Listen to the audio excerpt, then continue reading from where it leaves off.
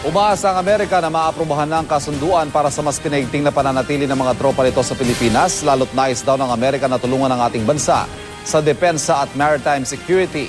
Nakatutok si Sandra Aguinaldo.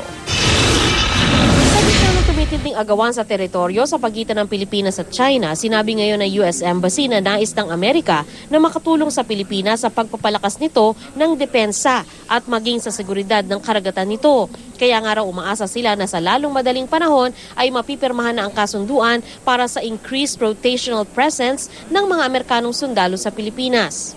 We want to help the Philippines as treaty allies as it builds its minimal credible defense, as it builds its ability to do maritime security, maritime domain awareness, and build greater capacity in humanitarian assistance, disaster relief.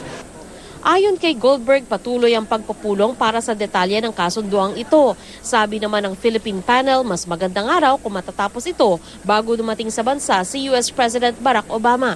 What's important to remember is that what we're talking about is an increased rotational presence, an increased ability to work together under the terms of an agreement that we reach. And that's different than in the past because it doesn't involve bases.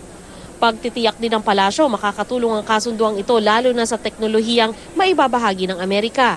So why it helps is because there's some technology transfer, there's knowledge sharing between the American forces and the Philippine forces when they do conduct military exercises. It improves the quality of the Philippines in terms of preparedness.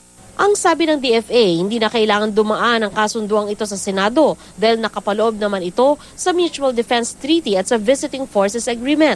Pero ayon kay Senadora Miriam Defensor Santiago, paninindigan ng Senado ang otoridad nito na aksyonan ng anumang treaty na papasukin ng pamahalaan sa ibang bansa.